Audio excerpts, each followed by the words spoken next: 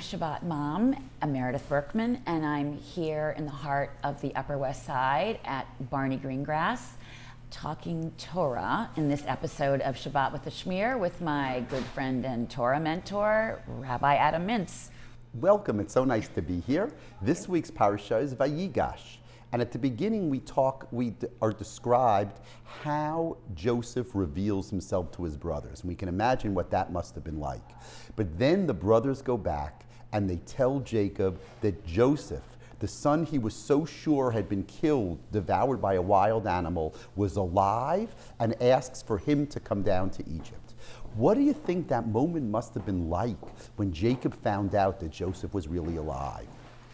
Well, it must have been an incredible sense of relief. I mean, here his beloved son that he's been mourning for his entire life is alive. I mean, can you imagine as a parent? I mean, I'm a mom.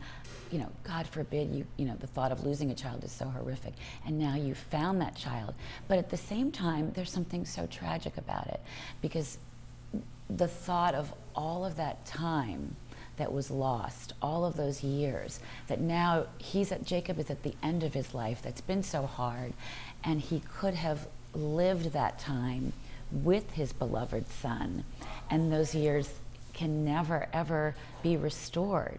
And so, there must have been, it feels to me there would be the relief and the joy, and then the profound pain and sense of loss that he could have lived with his son. They could have grown old together, and it's too late for that. Do you think that Jacob is suspicious of his sons?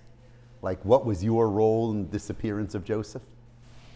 What an interesting question. I mean, like, if it had been I in this situation, knowing my other kids, it would have been the first thought I had. But I suspect that the patriarch had a much more positive and hopeful view of his family than a modern mother like I might. That's so interesting. I would think that fathers are fathers, doesn't matter when they lived.